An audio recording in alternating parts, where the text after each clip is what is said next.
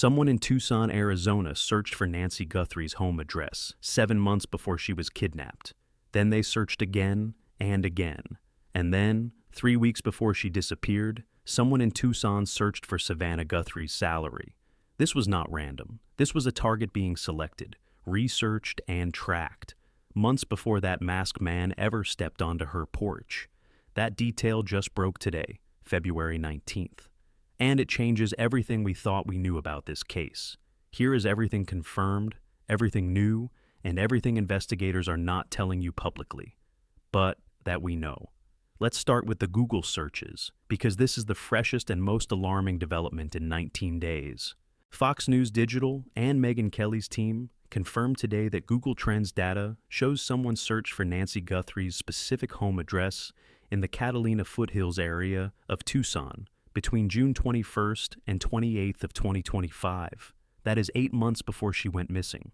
That same address was searched again in March 2025, November 2025, and then one final time on January 11th, 2026, exactly 20 days before she was taken. Former FBI agents who analyzed this data said publicly that this is not coincidence. This is reconnaissance. Someone was mapping out where she lived, verifying her address, and planning this for months. And it gets more specific. Someone in Tucson, not someone random across the country, someone local, someone in the same city, searched Savannah Guthrie's salary between December 13th and 20th of 2025, 6 weeks before the kidnapping. Former FBI profiler Jim Fitzgerald said on Megyn Kelly's show that this search pattern indicates the suspect was building a financial target profile. They wanted to know how much money Savannah makes. They wanted to understand if the family was worth kidnapping for ransom. This was calculated, this was premeditated, and according to investigators, this was done by someone who knew exactly what they were doing. Now here is what every major outlet is missing in their coverage today. The January 11th date appears twice in this investigation independently. The Google search for Nancy's address happened on January 11th, and separately, law enforcement asked Nancy's neighbors to check their home cameras for footage from the night of January 11th. That is not a coincidence investigators are ignoring. Something happened near that house on January 11th that may have been a dry run, a final check, a last look before February 1st. Now, let's talk about the DNA situation, because the media keeps repeating the same thing without explaining what actually happens next. The glove found 2 miles from Nancy's home had DNA from an unknown male. That DNA went into CODIS, the FBI's National Criminal Database with 27 million profiles. No match. 0 hits. That means whoever left that DNA has never been arrested in this country. But here is what the FBI confirmed on February 17th. They are now using investigative genetic genealogy. This is the same technology that caught the Golden State Killer after 40 years. Same technology that identified Brian Kohberger in the Idaho murders. It works by searching public DNA databases like Ancestry and 23andMe, finding a relative of the suspect, and then building a family tree backwards until investigators find the actual person. The suspect does not need to be in any database. One cousin, one distant relative. That is enough. Sheriff Nanos also confirmed separately that DNA was found inside Nancy's home. DNA that does not belong to Nancy. DNA that does not belong to anyone in her family or in close contact with her. That DNA is now being analyzed. The sheriff said they believe it may belong to the suspect. But here is the critical point nobody is saying clearly. The DNA from the glove and the DNA from inside the house do not match each other. That means there are potentially 2 different unknown DNA profiles in this investigation right now. 2 people. And the sheriff has already confirmed publicly that an accomplice has not been ruled out. Let's talk about the signal sniffer, because this is technology most people have never heard of. Nancy Guthrie has a pacemaker. That pacemaker disconnected from her phone app at exactly 2:28 in the morning on February 1st. Pacemakers emit a low-level electronic signal.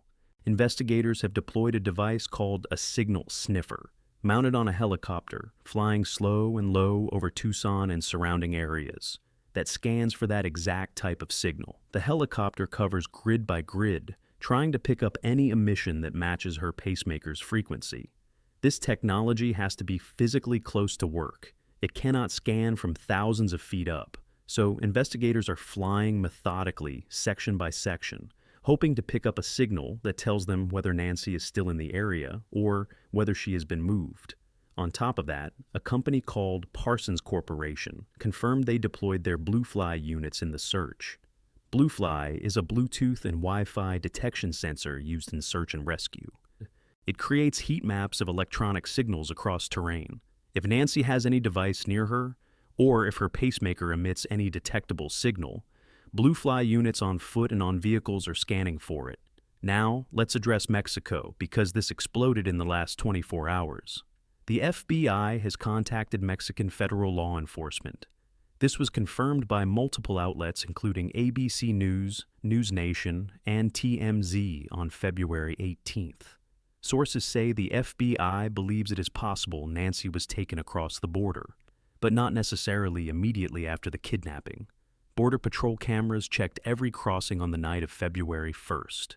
Nothing confirmed, but investigators know there are ways to cross without being detected. The proximity of Tucson to the Mexican border is approximately 60 miles. That is a 1-hour drive. FBI border liaison agents are now coordinating directly with Mexican authorities. And Nancy's family has reportedly also reached out to a Mexican nonprofit called the Searching Mothers of Sonora, an organization that specializes in finding missing people across the border. TMZ also reported receiving a fourth ransom note. This one was described as highly sophisticated, demanding cryptocurrency, not Bitcoin, but a different, harder-to-trace coin.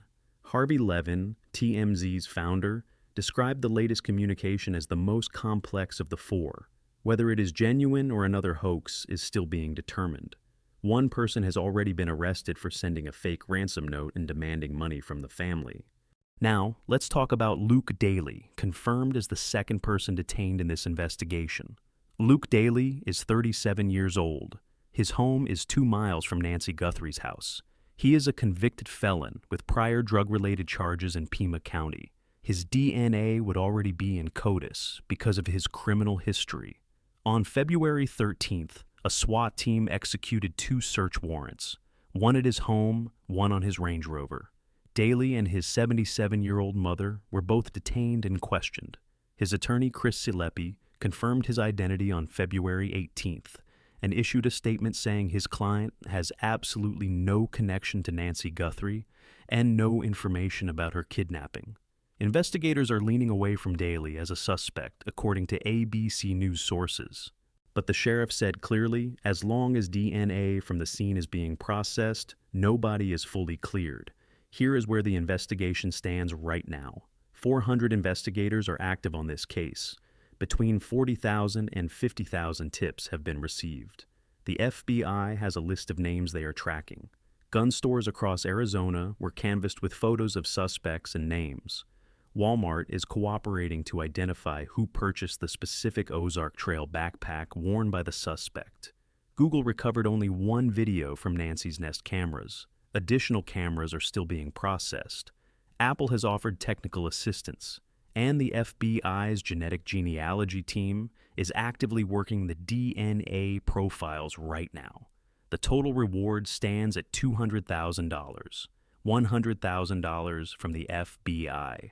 $102,500 from Tucson Crime Stoppers after an anonymous donation.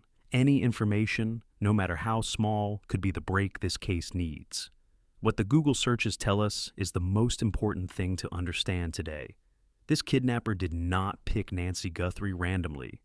They researched her address 8 months in advance. They researched her daughter's money 6 weeks before taking her. This was targeted, planned, and executed by someone who had been watching. And somewhere in that digital trail of searches, investigators believe the identity of that person is hiding.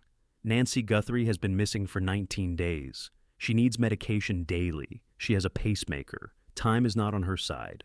If you know anything, call 1-800-CALL-FBI or go to tips.fbi.gov. The reward is $200,000.